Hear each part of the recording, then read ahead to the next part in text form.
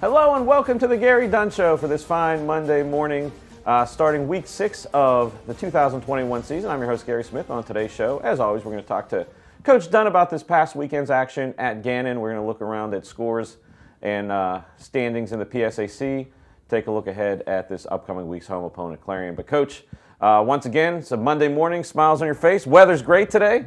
Let's chalk off another great weekend of Vulcan football. Yeah, great to go on the road and get a win. I thought we played well. I thought we made some improvements on things that we've been working on, and I thought the guys responded. I thought it was really a total team victory. I thought we played well in all three phases. Obviously, defense played well, ended up scoring again to get us on the board. Special teams played well in some big spots, and then the offense played well. So, was pleased with the effort, but there's still some things we got to work on and clean up. But pleased with the effort on Saturday and moving on to the next. Yeah, and Gannon's always a place that, it's an interesting facility. It's a small stadium. And if you looked at we talked last week about, their offense, probably the best offense we faced all year. Defense, that's pretty much their bugaboo. But offensively, they did some stuff. And I thought your team responded well. There was a stat, and, no team had scored in the first half against the Vulcans.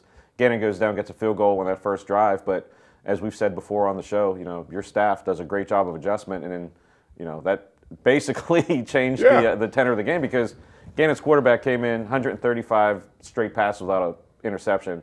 And again, as soon as I say that stat, get that pick six, and you guys were off and running. Yeah, they did a nice job with their opening 10. They threw some things at us that maybe they hadn't done before or schemed up against us. They had a big play going out empty. We just didn't play it real well, but they went back to that, and you're right, we adjusted. But, I thought our defense and our defensive coordinator really explained it well. He said that things that they put on film, we defended really well. Things that we had to make adjustments to is where they kind of got some yardage on us. But give Gannon credit. Gannon's a good football team. Gannon's played a heck of a schedule. They've played, I think, 3 ranked teams now. They've played a very tough schedule. Gannon is a good football team. They've got a good offense. They got a good scheme. They're well coached. We knew we were going to have a test up there, and I was happy with the way our guys responded on the road. Yeah, definitely. Gannon came into the game. Their quarterback had some D1 experience with Ohio State. Then he was at FCS Bryant. So a guy that has seen different things, been in different wars, and like I said, after Jamel Martin's interception for the pick six, it seemed like you guys had a hand in his face pretty much every time, and definitely was a different quarterback after that first series. Well, that was the rest of the game. That was the plan. The plan going in was to pressure them, and really that's who we are. We want to try and pressure quarterbacks and get them to make bad decisions. And we had 2 picks, I think, early in the first half. There, Jamal Martin ends up scoring on, I think, the second series of the game to give us the 7-3 lead. Then Micah Tillman had a big pick on the other side that gave us great field possession, and I believe we turned that into a touchdown as well. So, hats off to the defense for creating pressure and creating mistakes, and that's kind of the world we want to live in. Well, that Micah Tillman interception, you could see as soon as the play was happening, the quarterback was under pressure, and you're just thinking if he throws it, he's going to make a bad mistake, and he threw it, and interception set you guys up in midfield, and I think that guy scored, make it 14-3, and that really changed the complexion of the game. Yeah, give credit to our linebackers and our front guys for being able to get pressure. That's always the tough thing. If you're going to bring pressure, then it's got to work, or that quarterback's going to have windows on the back end. And I thought our guys did a nice job up front of, maybe not getting a ton of sacks, but getting some knockdowns, getting some pressure, making them throw it early, making them read it quick. And some of their route concepts are designed to go down the field. And if you don't have time to go down the field, those are the things that happen. So hats off to our guys. Well, if you look on the defensive side, a number of players had 6 tackles. We talk a lot. Noah Dill is having an outstanding season. He, still had 5 tackles, 4 solos, 2 for losses, and 1 sack. But your other linebackers, Miller, Toby, and Maddox, were just flying to the ball. Yeah, I really think Marvin Maddox is stepping up. I felt him the last couple games. Toby is a guy that can run, and we put a lot of pressure on him to defend some things. But they're just, they're playing with a lot of confidence, and they're running to the football, and they're battling for each other, which is always good to see. And the defense only gave up 17 points in that game. And again, your team came in giving up less than 5 years. So it's unbelievable effort for the season. And anytime you can hold a team in this day and age to between 14 and 20 points, you're doing something right. Yeah, it's great team defense, great effort. There are some things we've got to be able to adjust to, and some, we missed a tackle on the 1 touchdown, which is obviously going to happen. But those are things we're going to try and clean up this week. Now on the other side of the ball. we got an alert from the Erie County Airport that there was an air raid warning because your offense was, just moving the ball down the field with a variety of passes. Noah Mitchell, 35 for 53, 382, 4 touchdowns, and we'll get to who he threw to because I think me and you were the only 2 people in red and black that didn't get your ball on Saturday. Yeah, no, we had a nice day throwing the football, and that was kind of the plan going in. We thought, some of the things they do coverage-wise we could take advantage of. I thought our game plan between Coach Salisbury, Coach Durish, and Coach Wilson was really good of understanding where they were going to be and taking advantage of some of the things they did. And then, the thing is we took care of the football. We didn't turn it over. We still got to get better in the running game. I thought we did at times. The stats don't tell you that because we did give up some sacks. Not crazy about dropping back 53 times, but that's what was needed, and that's what we thought we could take advantage of going in, and we did. And Noah's doing a good job of reading defenses. And it's funny on certain plays. We're going to put a guy in conflict. We're going to put their outside linebacker. He's either got to do this or that, and the ball's going to go opposite of what he does. And they were trading it up, and Noah was making the right read. And our receivers were doing a good job of getting open on time and finding windows. And you could kind of feel as the game was going on, we were in command of our passing game. I think the last drive of the game, we chewed up 8 minutes in 4 wide receiver set, mixing a little bit of running, but also just throwing quick passes and taking advantage of what they were doing. And if you had Cam Tarrant in your PSAC Fantasy Football League this week, 11 catches, 124 yards. Tyson Hill also over 100 yards.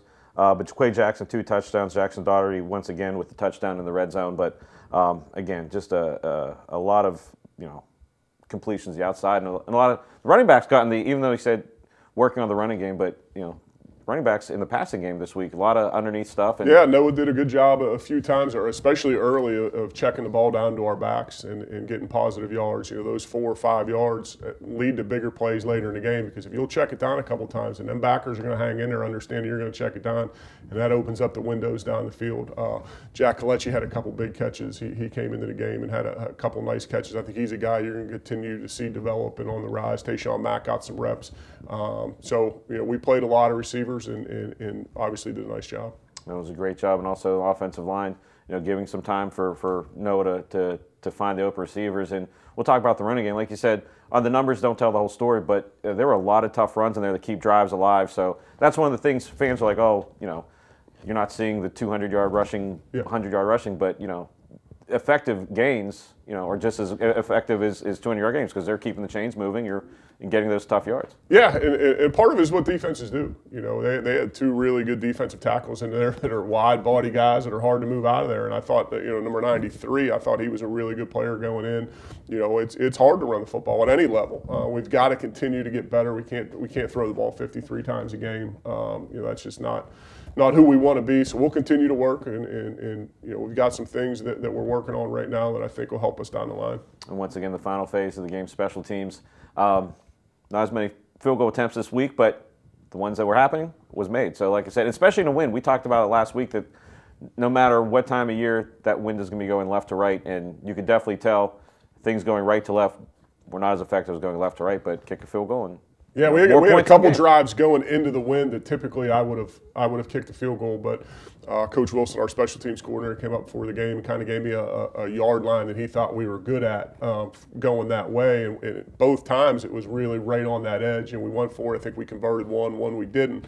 Then late in the game there was another opportunity, and I said, we don't need to, another 3. We're just going to go ahead and get out of here. But Anthony is continuing to work and develop, and he's doing a nice job. I thought he did a great job punting the ball. We had one punt out of the end zone that he really got a hold of. I think our cover units are doing good. We had too many penalties on special teams. It seemed like on both sides, Gannon and us, every special team was a flag. I felt like it was NFL football. I was watching games last night, and it seems every special team there's a holder block in the back. We've got to get that corrected, because there was a couple drives where we would have had a lot better field position hadn't we held, and they were holds. So we've got to get our hands inside. We've got to move our feet, and we got to clean that up this week. Well, it's funny, as soon as I got there and I saw the wind was going left, I'm like, son of a gun, he was right. So we got this green screen over here. I think next week we're going to have you do the weather. Coach Dunn said it was just like the old Joe DiNardo ones. Yeah, it's that wind up there's something. And when you're standing on the field, the whole pregame, I was trying to figure it out because it was really a crosswind. Mm-hmm. But it's always goes from our stance or from our sideline left to right, and sometimes it can be a factor. And we played through it. and played through it. You did to the tune of a 38-17 win on the shores of Lake Erie. Let's take a look at these highlights from this past weekend's action.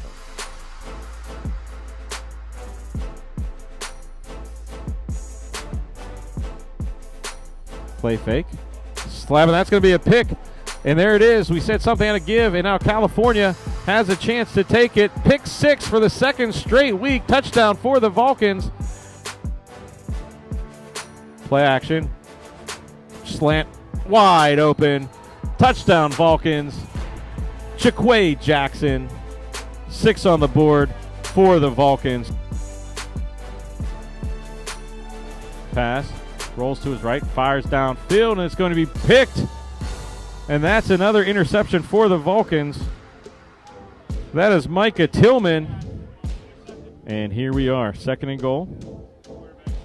Noah goes to his right, throws the back of the end zone. Touchdown Vulcans, wide open. Jackson Daugherty for the Vulcan touchdown.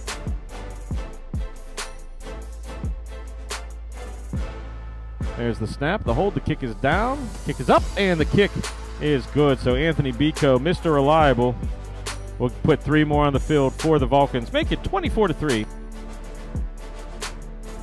Mitchell looking left, fires in the flat, pass is complete, breaks the tackle. Tarrant at the 10, 5, touchdown. California. Cam Tarrant breaks out of everything, and that is going to be another touchdown for the Vulcans.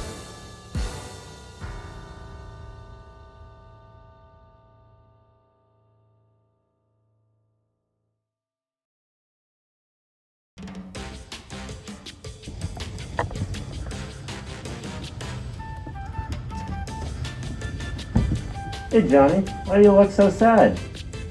Well, no, I'm not sure how my friends and family back in Gibbon Glade, Pennsylvania can keep track of all our CUTV programming when they can't watch.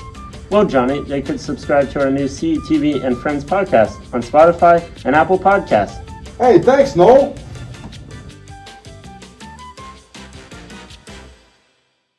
The CalU Cupboard connects students to information, services, and resources both on and off campus while providing free items such as food, school supplies, personal hygiene items, and more to our students. Visit our 2 locations at the Vulcan Village Clubhouse and Atali Student Center, or for a contactless option, visit bit.ly/CalU Cupboard to request food or give donations. For important CalU information, community resources, and our how-to series, follow at CalU Cupboard on Instagram and the campus-wide announcements. Okay, Daddy, Dr. Elmo says you're healthy. Oh, well, thank you.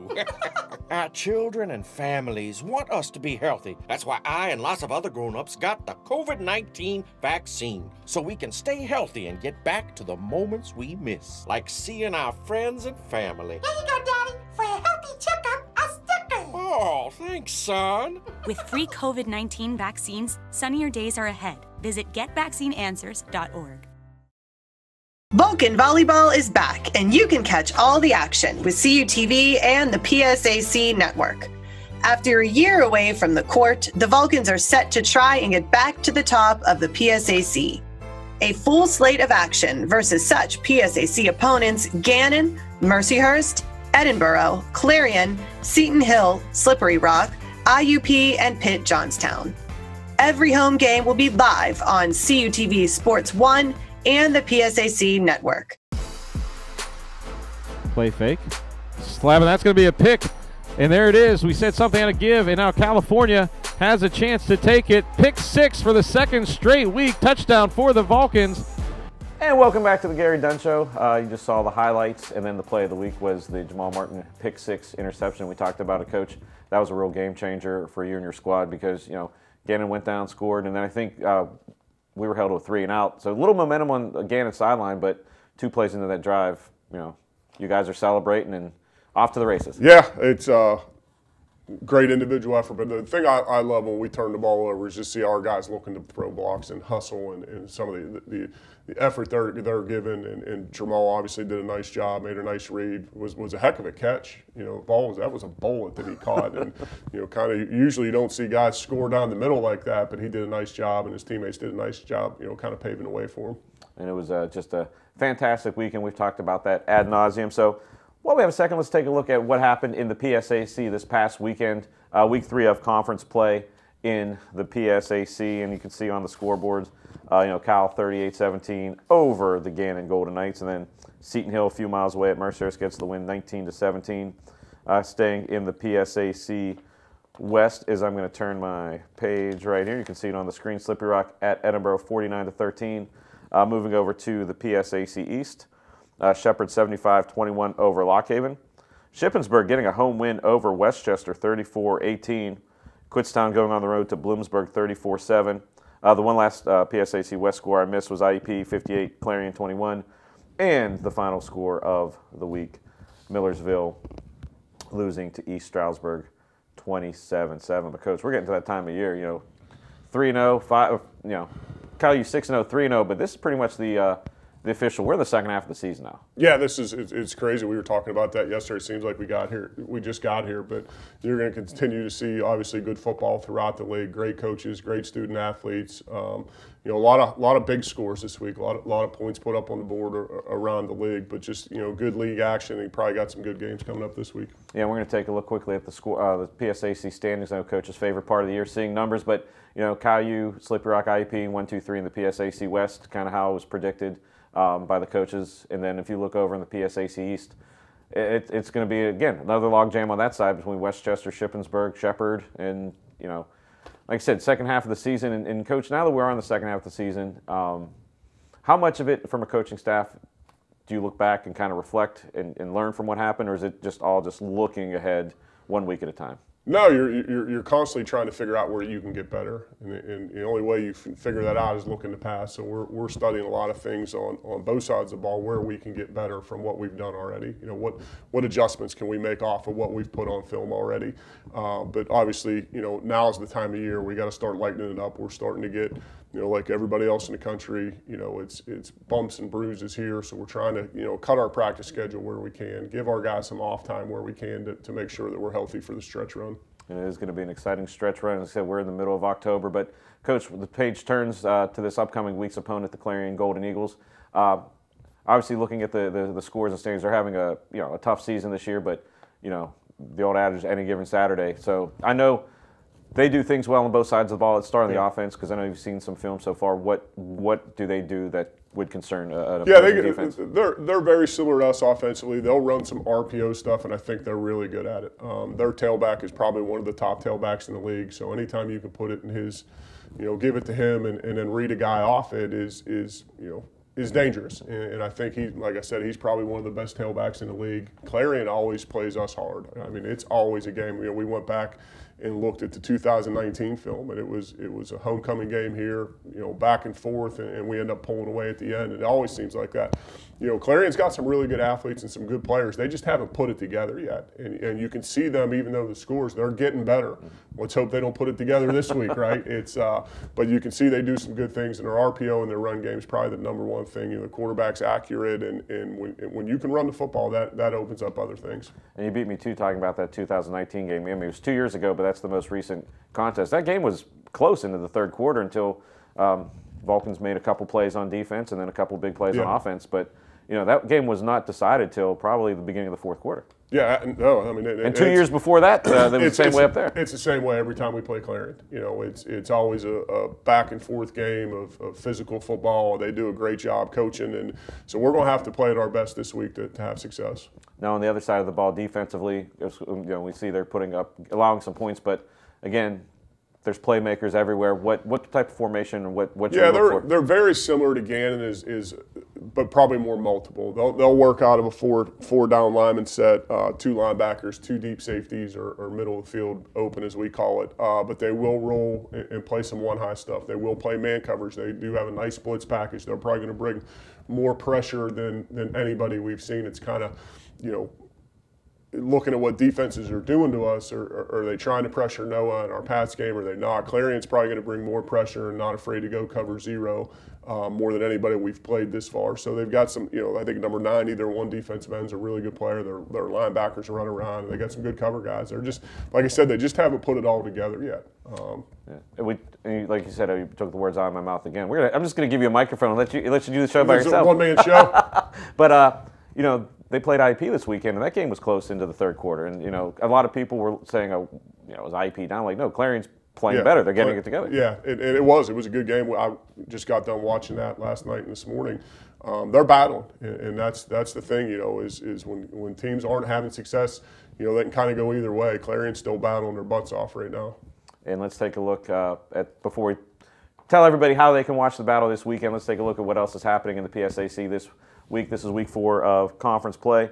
We'll start in the West, as always. Mercier's over at Edinboro at noon. IUP at Slippery Rock at 1 o'clock.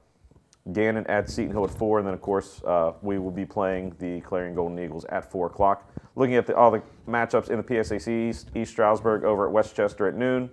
And then you have Lock Haven traveling to Bloomsburg at 2 o'clock. Shepherd going to Millersville at 2.